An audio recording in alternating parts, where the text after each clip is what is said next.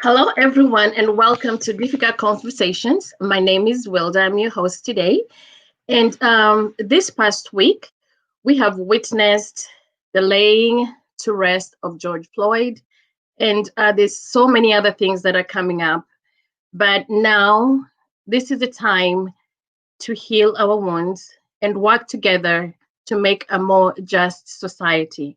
So, as we listen to this discussion today, Samuel Thompson once said, at some point, you must look within yourself to understand why you think the way you do.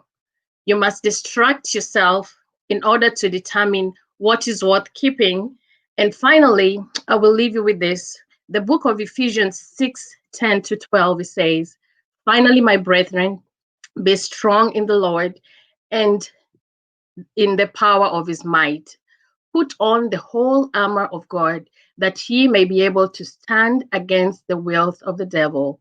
For we wrestle not against flesh and blood, but against principalities, against powers, against the rulers of the darkness of this world, against spiritual wickedness in high places. Without further ado, I will hand over to Miss Bianca to moderate the show. Thank you. Hello, hi everybody. Hello, welcome, Miss Bianca. Welcome, hi everybody. I'm glad to see all of you. It's been another good week. Although, of course, if you've watched the news lately, we just had another black man shot to death by the police at a Wendy's, Rayshard Brooks. So this conversation by no means is not nearing an end. We are just beginning. But as a church, as a person who fellowships in the church and as congregants and everybody of faith and who's not of faith, this is a discussion, and as Wilda said, these are difficult conversations. We must have them. So we'll just jump right in and discuss a few questions from last week.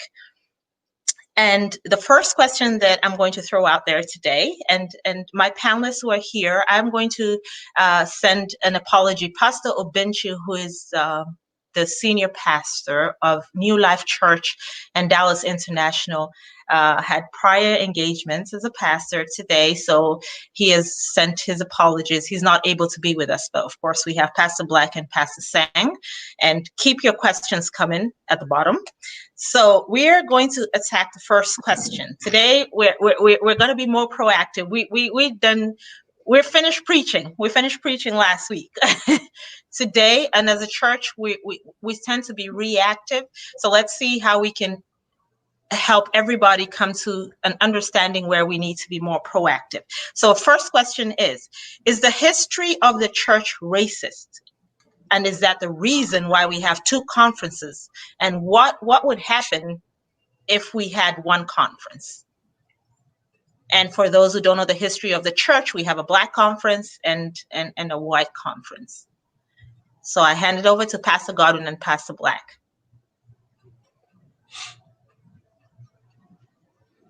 Take a stab at it, Godwin. All right. Well, hello, everybody. I'm glad to be here once again. I just want to say that this is a wonderful talk. It's unfortunate that we have to talk about this now during this crisis, but nonetheless, it is very important that we're at least having these conversations. I believe our church, like many people, our church wasn't created in a vacuum. Our church has a history that is very much linked to the history that has been going on in the world. Racism has been a part of the American fabric. And so separating racism and the issues that were being dealt with back in the day and the church is almost impossible. And when I say the church wasn't created in a vacuum, what I mean is the church didn't just exist out of the blue. The church was a part of the world in which it was created. And therefore, the people who came into the church and created our church had the things that the world was dealing with. And I want to say that our church, just like all churches, has a history of racism. And that's just the reality of the matter. It's just how we've handled it has not been very well. I think our church has not handled this very well. It has handled it poorly in the past, and that's why we do have black and white conferences, because we could not overcome the racial boundaries that the world already had during those times. And that is the first step, I believe, of actually attacking the situation and actually moving forward. We have to realize that that is exactly what the problem is. We have this problem of racism. We have this problem of injustice, even in the church. And the only way we can heal is first by looking at the wound and actually acknowledging it for what it really is. So yes, the answer is yes, we do have a problem in the church, and that's why we are where we are today. I do believe, though, that this gives us an opportunity to move forward. I'm just saddened that it has now taken this kind of situation to make us desire the outcome that we should have been desiring long ago as followers of Jesus Christ. Okay, Pastor Black, what's your take on this? And of course, the questions that we are focusing on today are the questions that our viewers asked last week. So we are doing the Q&A first from last week. So Pastor Black, take it away. The direct answer to your question is yes. The church was formed in a segregated environment, in an environment where race relations were at their worst.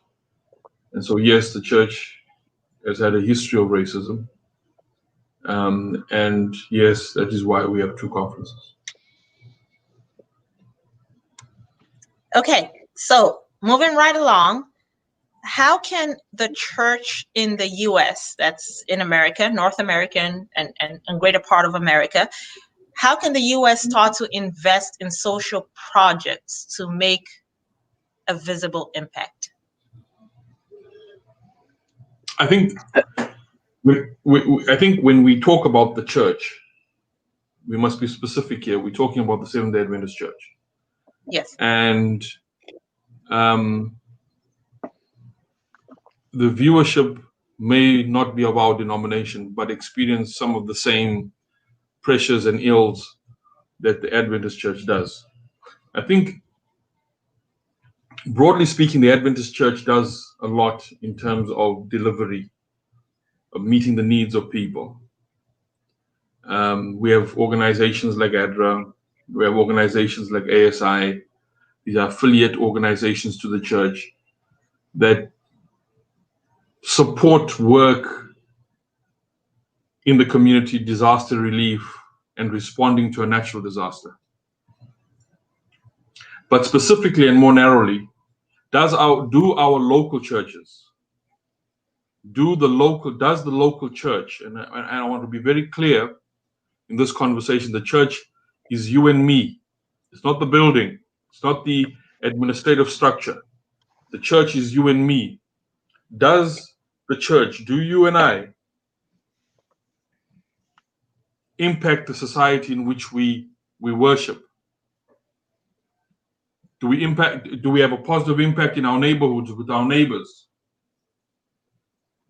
And when we come together corporately, is there sufficient outreach?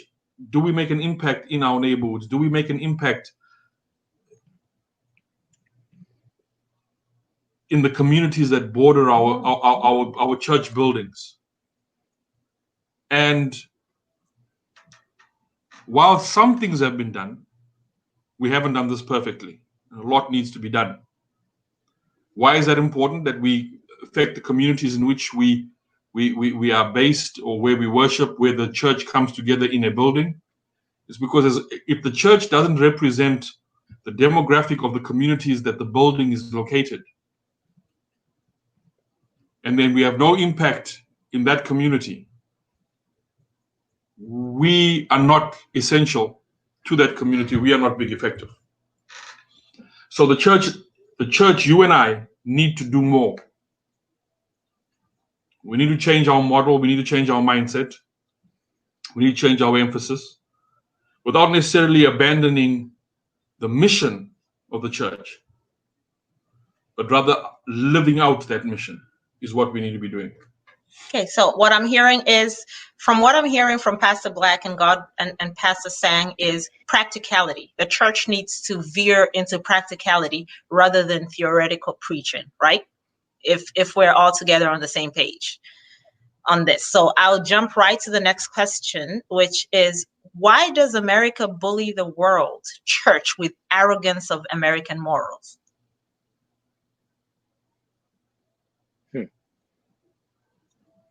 Ask that question one more time. Why does America bully the world church with arrogance of American morals? I believe this viewer did feel that the church is more or less portraying American morals and justification within the church. This is I really wish we had this viewer here, because obviously I feel like there's so much to be defined in this question. I want to say that America is it's almost like I would call it a salad bowl of ideas and people and attitudes as well.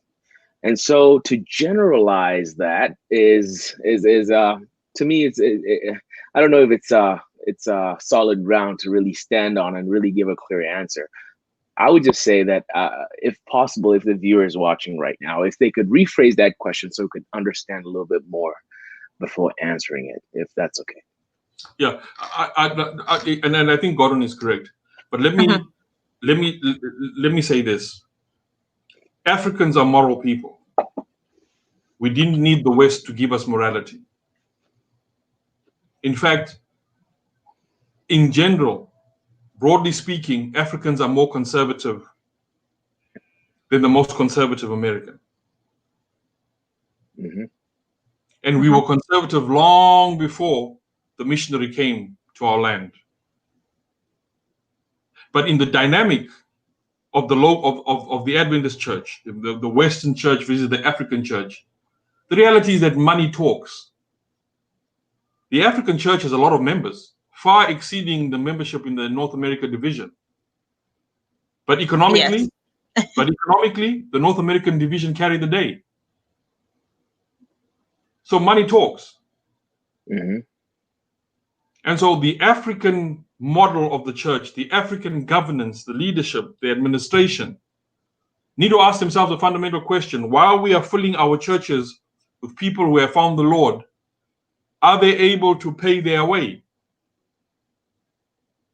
Secondly, the General Conference, the Adventist, the body that oversees the work globally, must address the issue of equity.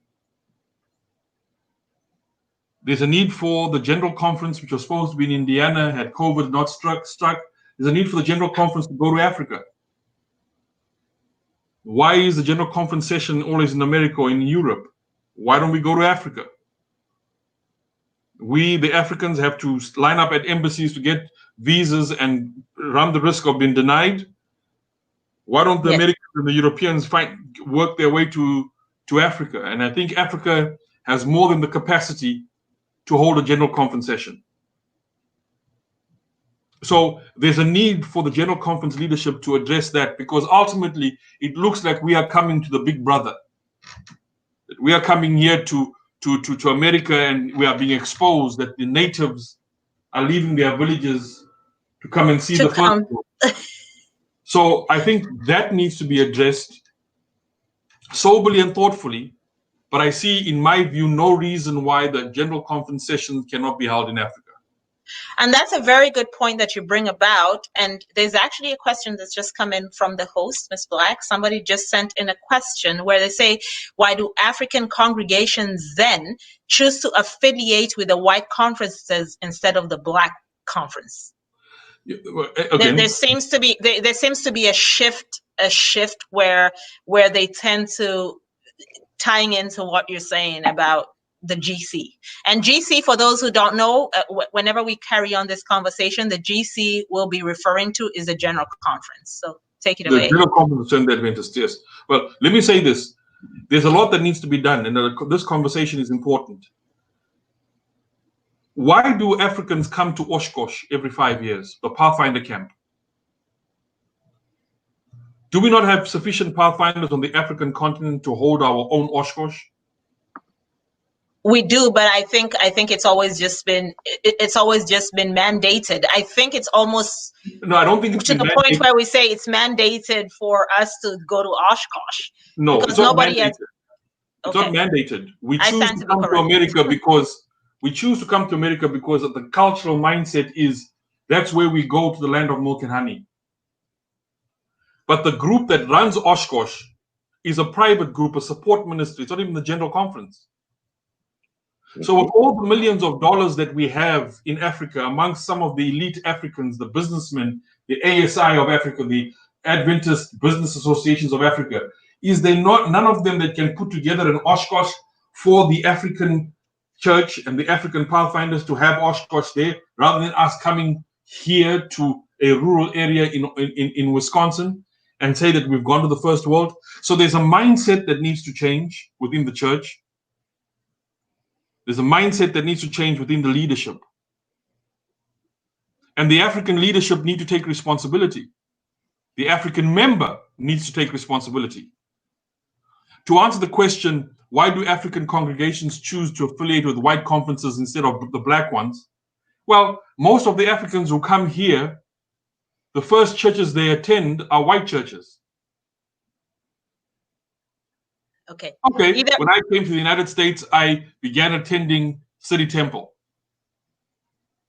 Now, I was fortunate enough to, then the pastor, Alex Wharton, invited me to preach, I think twice or three times in Black History Month. But I'd been there for about 6 years before I was asked by an usher at the church if it was my first time. I preached there 3 times. And she asked me one Sabbath, is this your first time being here? So ultimately, we gravitate to what we know. The missionaries that came to Africa always spoke of their churches. We're white. Yes. We're white. So when we come here, there's an affiliation, a comfort level with the white Adventist. So we attend the white churches, and when we form our groups, our African churches, which is also something that needs to be addressed, we form our African churches, we affiliate to the white conference. Or what is the white conference? And I say that with with caution, with quotes and caution, because I think like what you're talking about is comfortability. We find what is more comfortable because we do not want to go against the grain. Yes, Pastor Sang, you had something to say. I think the points that Pastor Black here has said are quite solid. And to just maybe add a little bit more color to all that he has painted, I want to say from my personal observation, obviously, I think with most of these things, it seems to be we don't have all the statistics. But from my personal observation, I also noticed that Africans do gravitate to white conferences or white churches because of their worship style as well. It is what they're more, should I say, familiar to. And whatever it is that you're familiar with, you're more comfortable with. The old way of doing things, the super conservative churches, and that is the way most Africans came into the church. They came into the church from this way of looking at theology, this way of looking at church, this way of looking at church structure and how it ought to be. And so when they come to this country, they are more likely to be a part of a white congregation because that is exactly how they have worshiped for a very long time. And so it's very easy for them to assimilate. That's why I think that rift between African Americans and Africans has not really been should I say growing over the years. Okay, so I'm going to go piggyback right on what Pastor Black said about money, and he talked about why doesn't the African church or the African conference, we're going to term it as that here, because they have enough buying power to be able to do like an Oshkosh and stuff like that. So that ties into the number 4 question.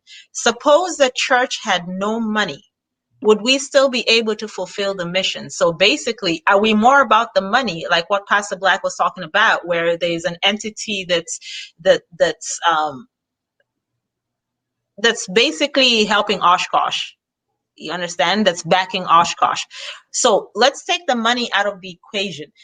are we able as a church then to fulfill the mission without money? Without money, monetary value. If we take the monetary value out of the equation, can the church still fulfill its mission? I want to go ahead and say that's a very interesting question to ask. And the reason why I say that is because, number one, you have to define what do you mean by the church. Are you talking about the church structure or the church as in the people who are in the We're local talking about the church structure as a whole plus the people. We're now talking about everybody because everybody is Okay. inclusive. Yes.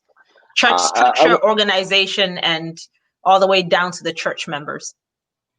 Okay, I'm going to speak from the heart, from the top. And I want to say we need to stop being delusional. It takes money to do ministry. It takes money to do ministry, especially doing ministry at a large, should I say, trying to impact the community in a really big way. Now, mind you, it does take one-on-one, should I say, interactions, encounters, where people's lives are really changed.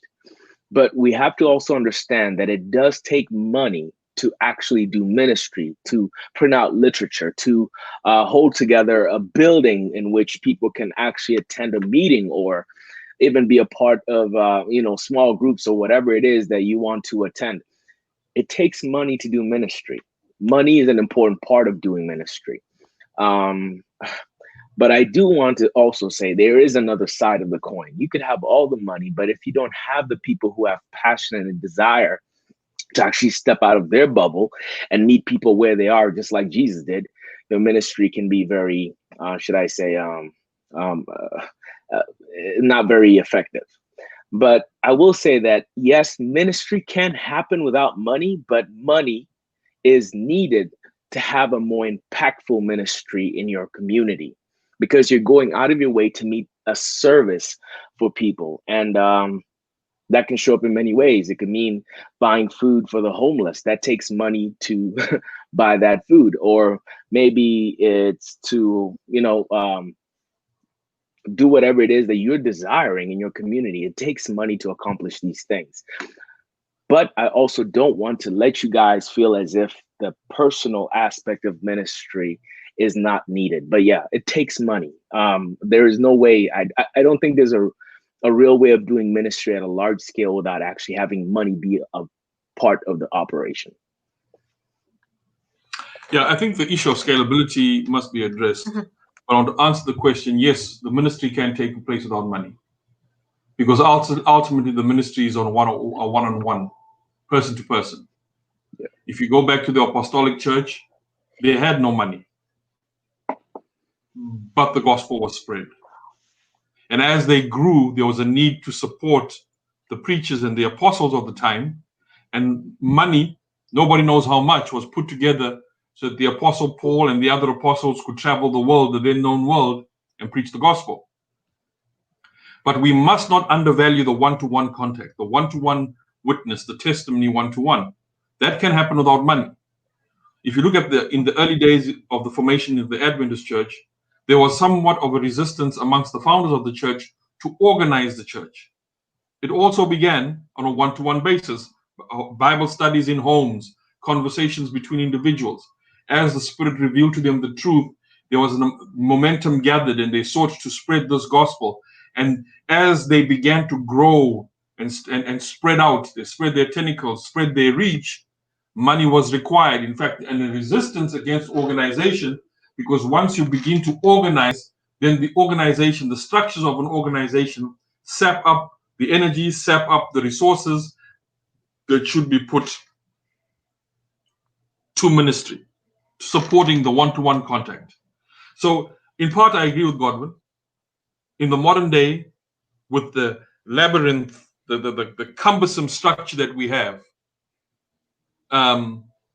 paying the mortgage on your church is necessary. Yes. Unless you have a tree that belongs to one person who doesn't mind you worshiping under that tree. But if he owned the land, somebody had to buy the land for that tree to be planted and grown for the church to gather. So ultimately, I think the issue is not can ministry continue without money, but rather what takes precedence, the mission or the money? Or the money. All right, and I wanted to see this, and if this is a personal opinion, but if you look at the white churches, predominantly white churches, a lot of people do volunteer their services. I'm not sure whether on our side we've been able to come to terms with the idea of volunteering when it comes to the economics of the church. Do you think that your congregants or members of the church do take volunteering, because that's what works? In other congregations, the aspect of volunteering has worked for them. I'm not sure whether we have actually embraced the idea of volunteering, and you all can. Yeah, as somebody who heads a ministry, I'm coming to the conclusion that volunteers in the modern day, volunteerism is ineffective. Agreed. Because the praise and worship leaders are volunteer, the deacons are volunteers, the elders are volunteers, the Sabbath school teacher is a volunteer, the Bible study person is a volunteer, and ultimately, with the pressures of life, so as they are, less and less time can be given for volunteering. If you look at the so-called white churches, and that expression needs to be interrogated itself, but if you look at it culturally, they not only volunteer, they put their money where their mouth is. Yes. Okay? There are many churches right here in the United States where the building was constructed by personal donations and gifts. That someone writes the church into their will, their own property, and say, upon my death, the church will have my 300 acres of property. Right? And then that property is then turned and it's expressed to develop a youth camp or a church campsite. And then the administration take that gift and develop it.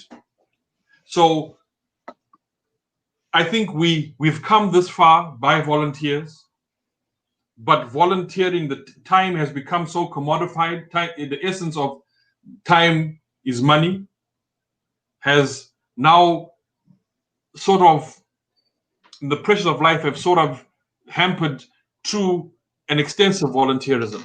When you look at our brothers and sisters in the First Day Church, none of the people who appear in the leadership in the ministries, in key ministries, are volunteers. They're paid. Yeah. There's an employment contract. There are expectations. There is quality control. There is performance evaluations. They paid. And as a result, you find that our fellow ministers in what we now term the First Day churches have very efficient operations, widespread operations. They have effective outreach. For example, a church not too far away from me spent something like $24 million in paying people's, $2.4 million paying people's healthcare bills. Wow. So that money was given to the church. The church said, we're going to use this money to alleviate the struggles of people within the community. So they randomly chose people and paid off outstanding medical bills. There are churches that offer scholarships to some of the young people within the church. Those scholarships are funded by church members, not only by volunteering, but also putting their resources and their wealth behind the work of God. So ultimately, volunteerism is essential, is key. We mustn't downplay it. But if we look squarely and are honest in our assessment, the most effective ministries are the ministries where leadership is funded. So proactivism combined with volunteerism and funding is what I'm hearing. So it's like a trifecta of all those three things together. So Pastor Sang, you had a thought.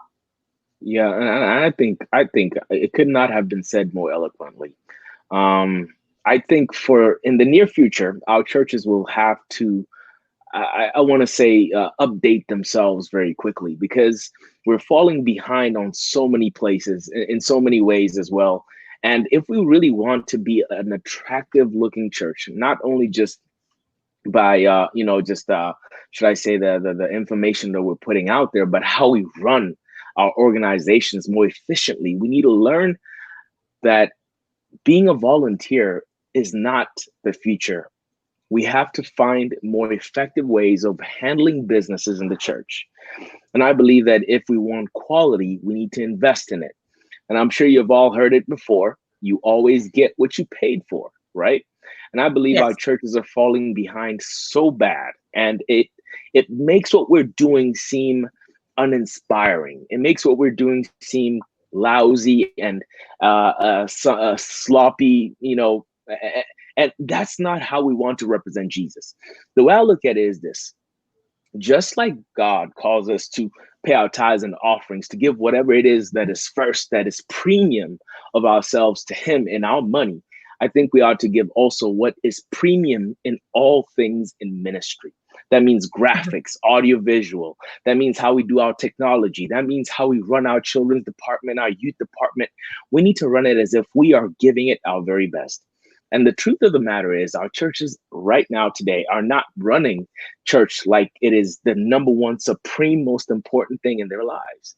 And we can't blame them. Most people work 40 to 50 to 70 hours a week sometimes. And it's hard to ask someone who has put in 40 hours a week with family, some are single mothers, to come into the church and organize a children's department and a children's program for the Sabbath. It ends up being something that's always in the back burner. I think we ought to start really considering actually hiring some ministries and leadership in those ministries to be at least part-time, because if we want the best, we need to invest in it. And I believe if we are to really walk into the future and be an effective church, we need to find a way to pay our ministry leaders and also work hand in hand with volunteers. So what I'm hearing from you is invest in your church members, and let's not take a lackluster kind of a lackluster kind of view of the world, a lackluster kind of participation in the church, from what I'm hearing from you, and invest in church. So I'm going to go to the fifth question, because we need to veer away from we need to move on to the nitty gritty and get out. So the last question is, how do we detox the general conference to walk the talk? Theology is fine, but practice is racist in some ways. Example, and this viewer did give an example that in South Africa, they would pull you away from a church if you were not supposed to be there, like depending on your skin color or your blackness, as they say. What do you think about that question? How do we walk the talk? That's I think that's a very multifaceted question. So I'll give it a crack in trying to answer it. Number one, I want our global church to actually start reflecting what it means to be global. I think it's time that we actually start to have real conversations. I do actually believe that there are some people who just don't see this as a problem.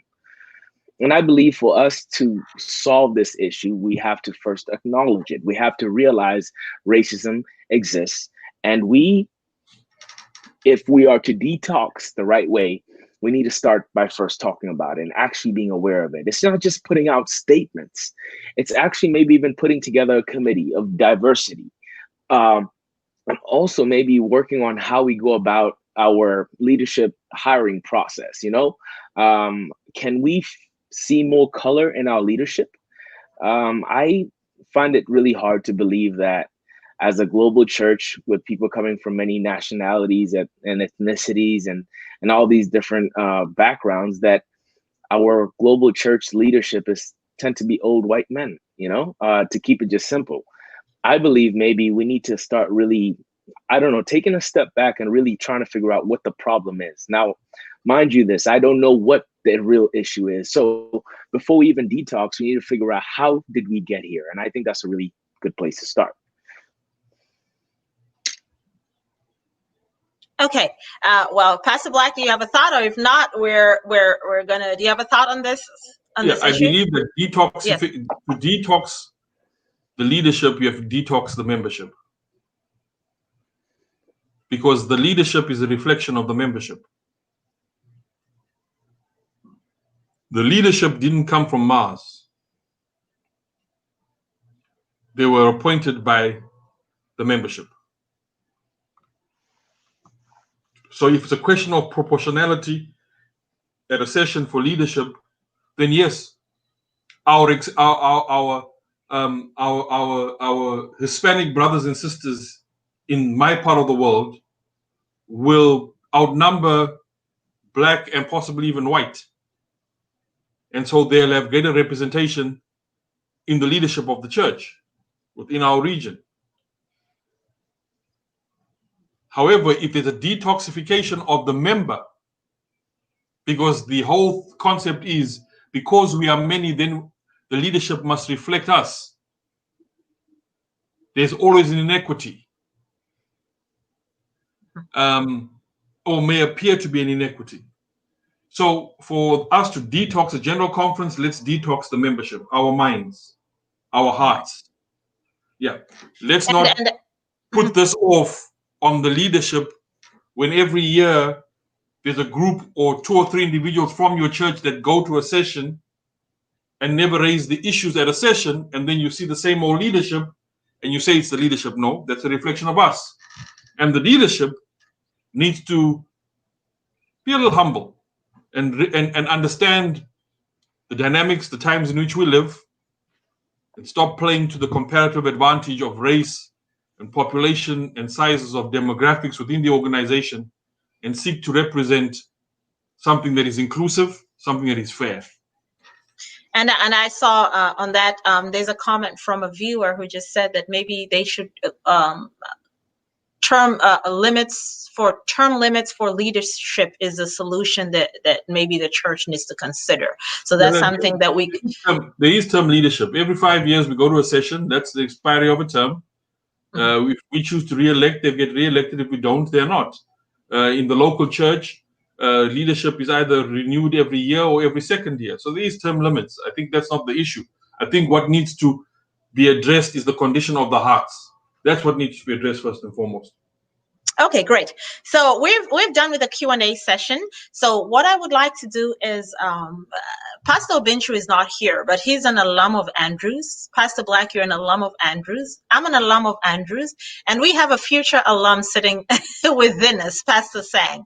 And this next session that we are going to go into is, it's Andrews University has been one, it's one of the founding universities based in the Adventist Church. And for those of you who don't know, Andrews is based in Berrien Springs, Michigan. And 3 years ago, they had an issue that came up in racial disparity. We went to that school. We've experienced it, and Pastor Sang is going to experience it. And I know a lot of viewers here have passed through there. And they tout themselves, or it has one of the most brilliant, let me not say they're touting themselves, but it's one of the most brilliant theological seminaries that you can attend. However, racism came up 3 years ago. So I'm going to leave you with a little commercial break where we're going to watch a little clip from the Andrews University students who addressed this to the school. They felt that this was becoming a real problem. So let's, is there a way that we can clip that in? And they had a problem with the leadership and what was happening. There was racial disparity in the school. And for those of you who have attended that school, you do know that you have the BSCF, which is the Black Student Christian Forum. And then you have your main church, which is Pioneer Memorial Church. So I'm not sure whether we're ready to show that clip yet. Or while we are waiting, let's talk about, I can bring back my panelists while we're waiting for that video to cue in. And let's talk about the racial disparity when it comes to churches, because like I attended Andrews, and I'm not sure, Pastor Black, if BSCF was there in your time, where the only time that the Black students could actually go into the main church was during Black History Month. And even during Black History Month, you can't really carry your drums and stuff like that. So is there really a format to worship? We're Africans, we're Black, we embrace our Blackness. Is there really a true definition of how to worship?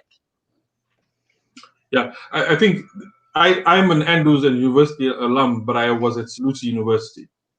And so I'm not too familiar with the politics. But again, Andrews University is not in a time capsule or a vacuum. Andrews University was a white institution. It was built for the white person. As time progressed, they opened their doors to everybody from around the world and celebrated its diversity. But it was structurally, it was a white institution that had its culture. Now, the greatest challenge, and we must consider this, the greatest challenge that our white brothers and sisters have is that when we, the people of color, come to their churches, we seek to change the way they do things. And we get a little boisterous and unruly when we feel that we should be given the space and time to do things our way. Is there no composite mutual consideration that needs to take place? If you come to my house from your house and attempt, because you are in my house and we are supposed to be brothers and sisters, you do things like you do it at your house, we're going to have a problem. But there ought to be a conversation. And the conversation is, how can we accommodate and be inclusive? So I don't know the details of the Andrews University issue. I never experienced what you, Bianca, experienced at Andrews University. I was at Salusi University. But I can almost appreciate the feeling of being crowded out by a bunch of people with color who want to foist down our throats what they do, their culture, in our environment. And I think we need to be mindful of that, but not say because of the inability of others to adjust, we must accept it. No, this is time for the conversation. This is time that we have that conversation. How do we accommodate brothers and sisters of a different culture, a different skin color in our environments? What do we need to do to tear down the walls of separation so that we can be inclusive? How do we coexist? What is the equal consideration we must give each other? And that's as much as I can say about, in general, the Andrews University issue. It has its own dynamics. I can't address it. But I believe that we need to be cognizant that things happen in a context. And if we are appreciative of the context, yes, we can have the meaningful discussions with those who lead, those who are concerned, disarm them. And I want to give an example. That's not necessarily the church's example, but the example of a political leader. Nelson Mandela, when he came out of prison and assumed the leadership of South Africa as the president, there was a movement to remove or rename the South African Springbok team, to remove the name Springboks, because there were people in South Africa who believed that Springboks was a vestige of colonialism and apartheid. Nelson Mandela fiercely resisted the changing of the name Springboks. And he did so, in my humble way, to send a message to then the white population of South Africa that you have a place here and what you value remains of value. We will support what you support as long as you can support what we support. And so that was in an effort to bring people together without maintaining the mentality of vanquishing the victor takes all the spoils mentality. And I think in this racial discussion, in the debate of racism and how we address it, there has to be a meaningful and thoughtful discussion. Let's identify what they value the most and what they fear the most. Let them identify what hurts us the most and what we value the most, and see if we cannot meet in the spirit of Christ. Yeah. I want to give a little context. And I'm gonna go ahead and just put it out there, not knowing all the details, but this is from what I gathered or what I've heard that this video was created after the administration of the school apologized for a speaker outright condemning our Trump's actions. And so his condemning of President Trump's actions may have caused some controversy to arise and causing the school to um, causing the school to apologize for the statements that were made by this man.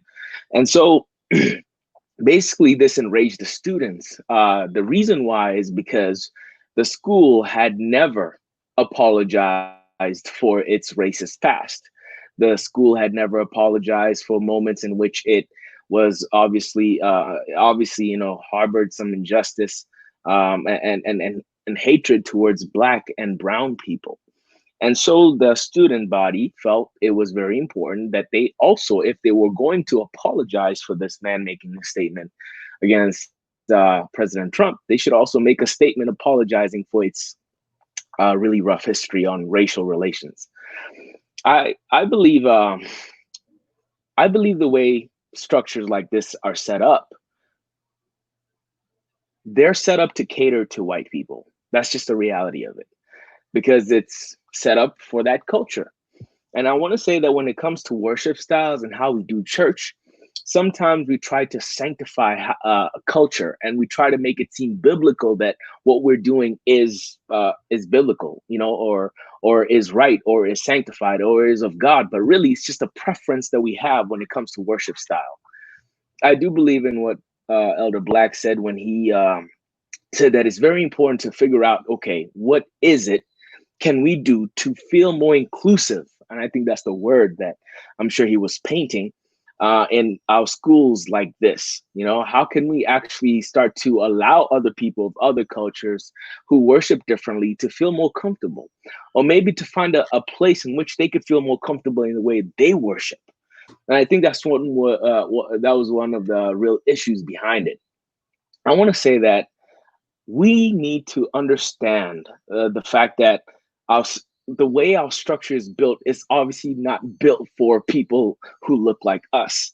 And I think it's time that the schools and the structure, the whole admin structure actually takes a moment and steps back and assesses, how can we benefit more people because we are a global church? How can we benefit more students because the student body at Andrews, I'm sure, is full of different people with diverse backgrounds. So I think it's very important that we start talking about inclusion. It's not about having Black dominance as such, but it's about saying, okay, how can we respect people's culture and allow them to feel free to practice it, even in the church?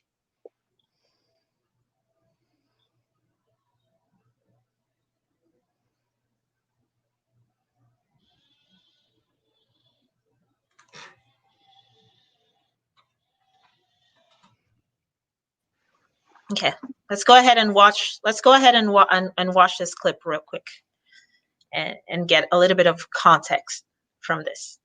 These are Andrews University students speaking on racism.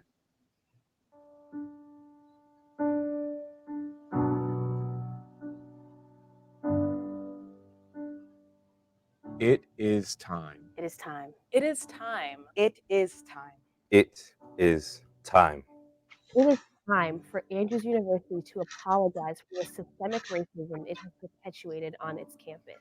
Since 1874, this institution has too often mirrored the bigotry of American society rather than reflecting the true value of Jesus Christ. Black students and their families have often submitted grievances expressing the racism and hate that they've experienced. From past grievances such as forced segregation in the cafeteria, To present grievances, such as a lack of proper ethnic representation among faculty and administration. For decades, our friends and our family have asked for a response, but our university has remained silent. You would think that after 143 years, A faith-based university would feel compelled to follow the biblical counsel on reconciliation. You would think that it would have already said, I'm sorry. I'm sorry. I'm sorry. I'm sorry. And yet, Andrews, like the United States of America, has championed the story of Jesus, but hasn't followed the counsel of Jesus. So here we are. Asking once again for an apology that should have been given generations ago. Our administration has shown us that responding to grievances only takes 1 week. 1 week. 1 week. 1 week. You have 1 week. To release a formal statement of apology for the wrongful discrimination against Black students of this institution. Not only apologizing for past discrimination, but acknowledging the presence of current discrimination. You have 1 week. 1 week to not only apologize, but to commit to making the measurable changes that will ensure that future generations will not have to experience what we have experienced. Changes such as Mandating that all faculty and staff receive diversity training in order to maintain employment. ensuring that the ethnicity of the faculty and staff properly reflect the diversity of the student body. Providing classes that are taught from a perspective other than the perspective of Eurocentric values. And stop allowing professors and worship leaders to demonize our style of worship. You have 1 week. 1 week to speak to our often dismissed concerns. 1 week to reverse the narrative that the concerns of our counterparts are valued more than our own. 1 week to honor those who have survived ill treatment. 1 week to acknowledge the jaded racial history of this institution. 1 week to draft a manifesto that will ensure our equal treatment for years to come. 1 week to say, I'm sorry. we should have done better. We will do better. We're waiting. We're waiting. We're waiting. We're waiting. We're waiting. You have 1 week. 1 week to do better. Here we are 3 years down the line, and we're still having these conversations within our institutions, within our churches. And I'm going to ask a question to you all. 215 years we're the most progressive church. We're one of the most diverse churches with growing membership daily. We do not have, in my lifetime, and I stand to be corrected, we have not seen a Black General Conference president. And it starts up there. Why is it that we do not have a representation? And I'm going to say this very, I'm going to speak from the heart candidly. We don't have the majority of the vote per se, because we do not have a Black General Conference leader in our time, for one I've seen. Do we need the white person per se to tell us how to worship, to tell us how to educate ourselves, and term us as ethnic churches? Then we are released and taken away, and they give a blanket statement about being ethnic. They term us as ethnic. This terming us as ethnic is as bad as racially dividing us as well. And does an apology change anything? For years they've been apologizing, and the church has been reactive whenever a Black person is shot by the police, or where there's racial disparity and social justice questions. Then they decide they're going to speak up.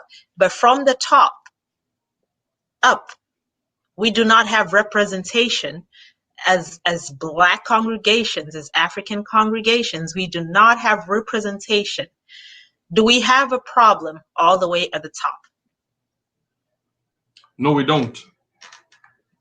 Yeah, we don't. Yeah. We select the white General Conference president. Mm-hmm. Our African church doesn't have the money to have all the divisions and the conferences that are necessary to up the representation at the General Conference. This is a structural issue. It's not a racial issue. No. It's an organizational issue. And so I think we need to stop playing victim and get to the business of changing the trajectory of our work. If necessary, let the African Church separate from the General Conference. It's very clear. We cannot impose ourselves when we are unable to support ourselves. Andrews University, as a university, I don't know if it's experiencing financial problems, but our universities, our African institutions are struggling. Are we able to manage resources? Are we dealing with the issue of tribalism that plagues and hampers the work amongst Africans? Therefore, not giving us one voice. So I think we're putting too much on the church, but we need to come back to ourselves. The individual, you and I, what is the condition of our heart? Now, they will apologize. They will say sorry because you told them to say sorry. And nothing changes. What are we as Black people waiting for? If we are aggrieved, let's address our grievances. But let's not be sidetracked or we find a scapegoat in the white institutions when we ourselves are unable, even as all Black churches in the white conferences or ethnic churches, we are unable to organize ourselves correctly. We struggle in those churches for unity of purpose and unity of voice. So I believe there's no Black General Conference president because the way the process, the administration of nominations is structured. And if that must be changed, let's have that discussion robustly, openly. Let's have it. But as we have the conversation, we as Black people, as African people, as people of color, we must also hold ourselves accountable for what we select. Because Bianca, with all due respect, if there was to be an African president, we'd be asking of which tribe he's from. And what region is he from? And yes, and that would be all his tribesmen down then he'll now invite all his tribesmen to populate all the structures of the General Conference because we have that mentality. So let's talk about the condition of the heart first. Let's talk about the condition of the heart first. Yeah. And there's a viewer who has just commented right here and says maybe a person of color does not want the responsibility of leadership as a General Conference president. Well, that's another take of maybe they're not ready to take that responsibility because they know what comes with it. Perhaps, we don't know. Let's have that discussion. Yeah, I mean, I wouldn't even say that really because we just don't know. And I want to say this. Sometimes we forget that. I think sometimes we are so obsessed with putting a Band-Aid over cancer. This thing requires surgery, but we think just an apology or just a statement makes things go away. And that's, I think, part of the problem. We forget that Obama was a Black man who was a president of the United States of America for not one, but 2 terms. He didn't make racism go away. So this is not a thing of we need more colored people in leadership. I think, like Elder said, it's time for some soul searching as churches, because this is a moral issue, like we talked about. This is an issue of the heart, and you can't legislate that. You can't just hire and put someone in a position of power and expect all of that to go away. So maybe it's time we really just start having a real, true conversation about it.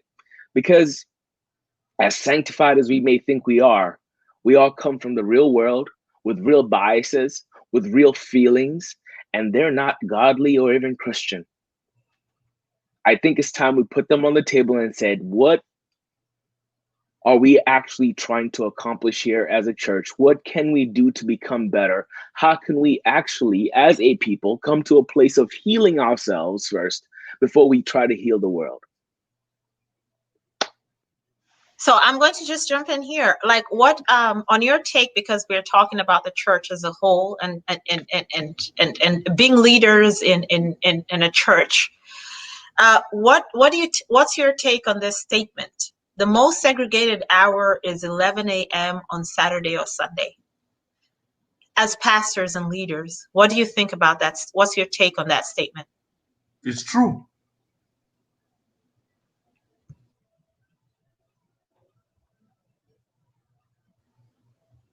None. I mean, what else It's can you true. say Let's about it? let's at least why does it? Because that's when we feel that we come to bring our burdens to the cross and we're preaching, and that's where we're supposed to feel most welcome.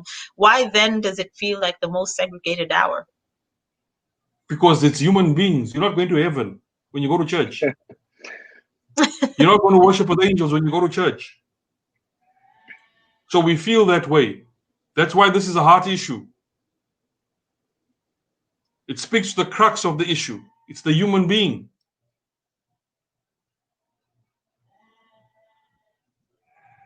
And in this, tying into that, do you think then that the church should speak out against racism? Should they be more vocal? And should they take a stand on that when it comes to injustices, whether it's in the church or whether it's in our school systems? Because we have Adventist school systems. We have our own Adventist school systems. Should we now start to be more vocal? Do you think a lot of people think that they should put a lot more emphasis? We used to do social studies. We've all grown up doing social studies. A lot of people feel that the history of racism is not really taught as much and should be more inclusive when you're doing social studies. So how do we I want to say how do this. we I how want do to we say how do we this. get to a happy medium? How do we get to a happy medium, Pastor Black, Pastor Sang? How do we get to a happy medium? How do we work through this Okay. in Put our it school simply. and in our church? Put it simply. Let's stop talking. I am so sick and tired of apologies. I'm so sick and tired of statements. I think the best way to overcome this is to actually start meeting and talking and working with real people. One of the things that we decided to do at our church is it's hard for you to empathize with someone you don't know. Correct. It's hard for you to empathize with someone you are not in connection with. Correct. I believe our neighborhoods, they're full of Black men, Black women, right? They're full of people from many diverse places, and they all have their own struggles. And the reason we can't empathize or have compassion with them is because we have never cared to actually have a relationship with them. I think the church should start putting its money where its mouth is. Meaning this, rather than dropping a statement, why don't you actually get involved in your neighborhood and your community? Why don't you go to your public schools? Yes, I know we have our Adventist schools, but maybe we should get involved in our public schools as well, see what they're dealing with. Maybe we could get to know our police departments a little bit better. Maybe actually have real conversations with our police chiefs. Maybe we can actually start meeting the needs of our community, because when we start to do that, then we start to break this threshold of racism that we harbor in our hearts, consciously and subconsciously. Because when you get to the point where you look at your fellow man as a human being who has needs, wants, cares, aspirations, dignity, someone who has depravities as well, and God still chooses to honor them, it causes you to honor them as well. I think we, just like James is talking about, faith without works is dead, right? I believe words without work is dead. And I'm tired of words. Words are just words. I think it's time we really start putting work behind that word. Let's actually go talk to the other and have compassion on them. That's how we're going to end this problem. It's not going to come from up top. It's going to come from the people at the bottom. We need to focus on what I'm hearing from what you're saying is we need to focus on being action-based, more or less, instead of we need to focus on really being action-based. Pastor Black, you had a thought? Yeah, my thought, and I don't know if you can go into the next one of the other questions. Somebody sent me a message here saying, why, as church leaders, why don't we get our congregations to sign up for the Black Lives Matter movement? And once before you go into that question, because that the last question that we had here for today, can I just read it out and then you can tie it in with what you just said? We have always heard Black Lives Matter, and some people will always argue that all lives matter. So that ties in right to your question. So Pastor Black, I think you can tie those two thoughts together. Well, why don't I begin by saying your life matters? And you saying back to me, your life matters. And then we collectively say, our lives matter. Now, I understand that all lives matter, but at this particular point, we are concentrating on Black lives. I fully appreciate that. But for us to resolve the pressing questions regarding and surrounding, relating to the Black lives, we must understand that platitudes and statements, the tearing down of statues, doesn't quite speak to the heart of things. We have to value each other. Black man must say to a white man, your life matters, and a white man must say to a black man or a person of color, your life matters, and then we must say together collectively, our lives matter. And therefore your pain becomes my pain. The injustice that you feel becomes the injustice I feel, and then we can band together and deal with it. This false dichotomy. You want them to say Black Lives Matter, and so they say it, then what? You're going to say, then act. Okay. They say, then you do police reform. I noticed that the Congress in the United States has given the Black caucus the preference of doing police reform.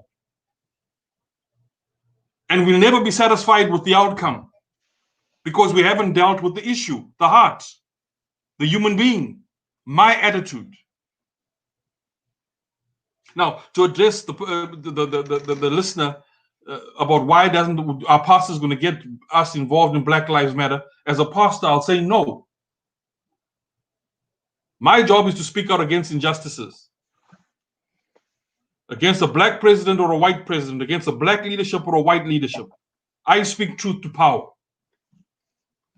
I will provide the broad basis of what the authoritative voice of God says regarding equality of all men. That we were all created equal and in his image. That's what my duty is. It is your duty as the other member of the church to choose for yourself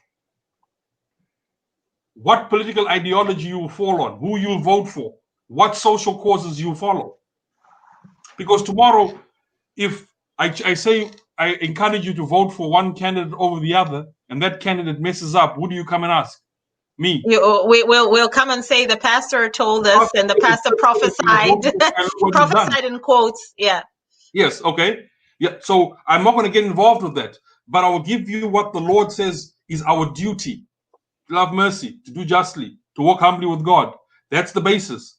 If tomorrow you discover I've told you to join one social justice movement, and that social justice movement goes off the rails completely, you'll ask the pastor, why are you as a church and institute, as the leadership, endorsing that one movement? You told us and promoted them.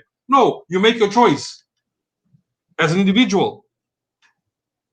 Don't force us as pastors to get involved in social justice movements outside the mandate of God's word, because when we do so, we become beholden to those movements and not to God. Our duty and job is to call men to order and to speak truth to power. We cannot do so when we have pledged our allegiance or our loyalty to the elephant or the donkey. You cannot, yes, as clergy, what I'm hearing is, as clergy, you cannot take sides. Your authority is from God. You're only answerable to God. So your clergymen are only answerable to God. That's right. They can give you guidance, which from them and their personal relationship with God, they can give you guidance. But ultimately, what I'm hearing from you, Pastor Black, is that every member has to take it within themselves. Yes. To execute their beliefs, or but they cannot hold you as a clergyman responsible for their actions or for whatever actions they take, right? Yep. Okay, Pastor Sang, you had a thought on. Did you have a thought on that? And I think Elder covered it well. Yeah, I mean, at the end of the day, the way I see it is this is a cause. It's being highlighted. We should stand for it. But I think we should not be so small-minded to feel as if this is the only cause.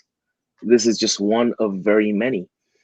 And yes, as we should stand up for it now, we should not get so caught up in the cycle of just, should I say, just jumping from one movement to another. We are supposed to be the movement, you know? And so I do share those sentiments with Elder Black. I believe you can support Black Lives Matters without having to join its ranks. You know, it's not about signing a piece of paper. It's about making a real difference in people's lives, as we were talking about. And sometimes I want to say, truth of the matter, your protesting doesn't matter sometimes. Sometimes we need to look outside of the should I say, the one way in which we funnel making a difference. And we need to stop having tunnel vision. I believe there's so many different ways that we can show that Black Lives Matter without even going and protesting at all. I'll finish with this story here. A young man, I'm sure you've seen him on the news. He had a situation where he wanted to make a difference, especially with everything that's going on with Black Lives Matter and all of these different, protests and such.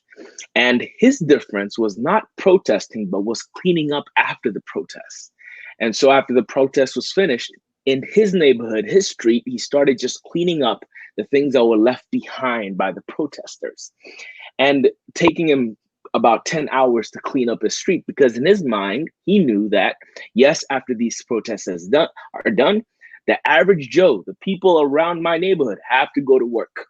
And they can't go to work when the street looks dirty. So he took it upon himself to make that a difference. He took it upon himself to show that that is the way I will show that Black Lives Matter, by taking care of my street.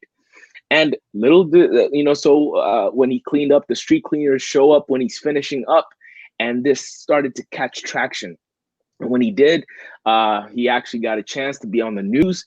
And this young man was highlighted for the work that he was doing in his community. And when someone saw how he was making a difference in his neighborhood, this man who was going to sell his Mustang said, you know what, I love what you're doing so much that this car that I was going to sell, I'm going to give it to you. And not only that, but when someone saw that, what he was doing and how someone had given him a brand new car because he was actually trying to work to get a car, he said, because of the difference that you're making in this community, as an insurance agent, I want to give you free insurance for a whole year on us, because we love what you're doing. And when this started to catch traction, it started to snowball. And now universities are calling him, giving him a free ride through college, because they believe in what he is doing, and they want him to be an exemplary idea of what their institution stands for with their students. And what I'm saying is this: let's not get tunnel visioned in how we can make a difference. And I believe just by jumping from one movement to another movement, we get tunnel visioned. And we forget that we can make a difference in so many different ways. We need to think outside of the box and be a game changer in this situation. And so I want to say that, what can you do that's unique, that can show that Black Lives Matter without you having to say it? Just as much as I want to say that, how can you show that Jesus matters and you matter and the people that you love and care about matter without having to say it? Because words are cheap. And we've seen that. Politicians give us promises every year before elections, and they don't carry through with it. Words are cheap. Let your actions do the talking. Thank you, Godwin. And if any of you want to reference the story that Godwin was speaking about, that's about Antonio Gwynn Jr. He was in Buffalo, New York, and he's about 18 years old. An 18-year-old kid was able to make a difference. So before we close this out, I have a quick question right here that the host set out from a question that's come from the audience. And it says, people choose where they want to worship. No one is forced to go and worship in places where they're not comfortable. Does anybody want to explain explain that question? It's an audience question that just came in.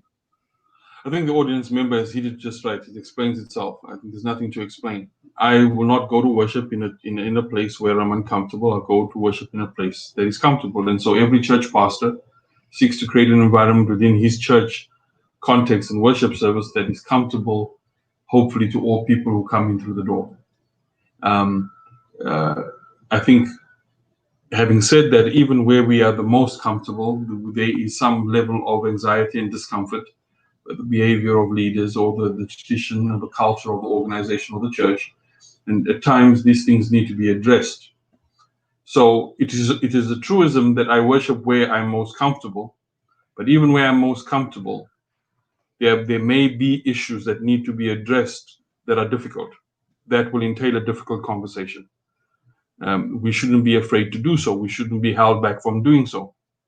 But I'd like to say, finally, that this is a condition of the heart. This is the condition of our hearts, your heart and my heart. We should weigh our hearts by the standard that is in God's word. God should be the only authoritative voice that we should follow and heed. And when, like David, we cry, Lord, search my heart. If there's any evil way in it, deal with it, purge me, wash me clean, create within me a new heart. And each of us is doing that every day with single-mindedness. We'd be able to have the difficult conversation and overcome the obstacles that have plagued humanity for years. The issue of racism, institutional racism, must be addressed. But as Godwin said earlier, we seem to be talking about each other and never to each other. We seem to be accusing the other without understanding the other's motive. We are operating from a prejudice and biases that were handed down to us from a previous generation. And we've never interrogated why my father and my father's father felt this way. It is now time for us, as we are of age, to interrogate the prejudices and the preferences that we've exhibited in our lives, conscious or unconscious, the privileges that we've enjoyed, conscious of the privilege or unconscious of the privilege. We should weigh it against God's requirements. What does He require of you? To do justly, to love mercy, to walk humbly with God. And we should weigh ourselves by those standards. Thank you. Pastor Sang, do you have a closing thought for us as we wind down here? I think I've stressed this enough, but I will mention it once again. I think it's time we let our actions do the talking. I feel like in our day and age, there is something about having a voice that we are so focused on that we forget that sometimes we're just screaming and no one is actually listening. Sometimes we're just one of many different voices that people listen.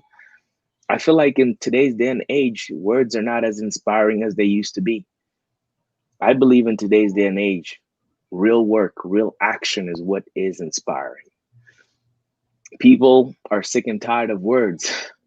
I know I am, and I'm sure some of you who are watching this on live, you're tired of the talk. We have seen politicians apologize, systems put out statements of apologies.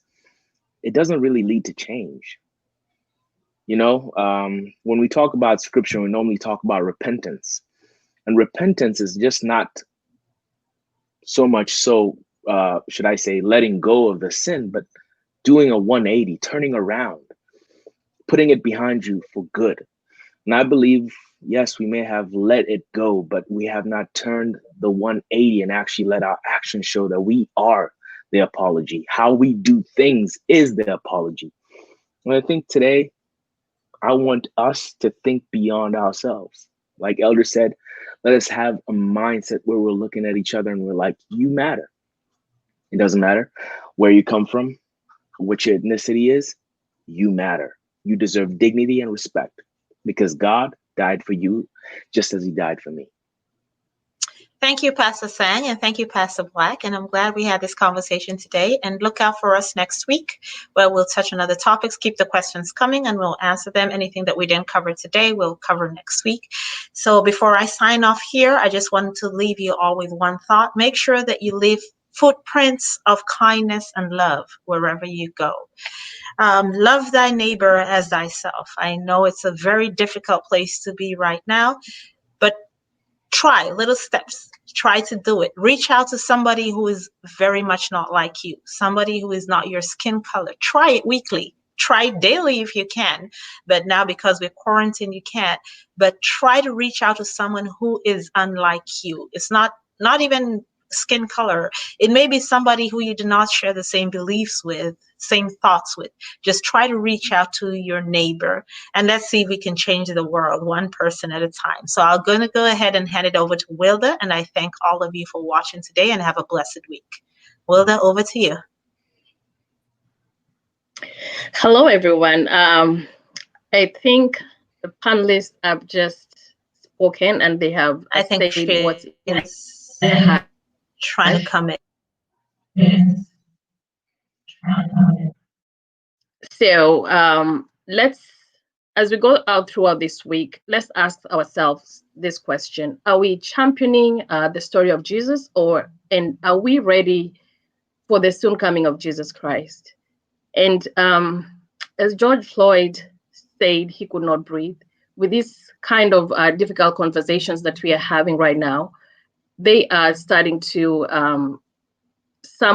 we are starting to breathe. So remember, let your action do the talking, and we'll see you next week. Thanks for watching.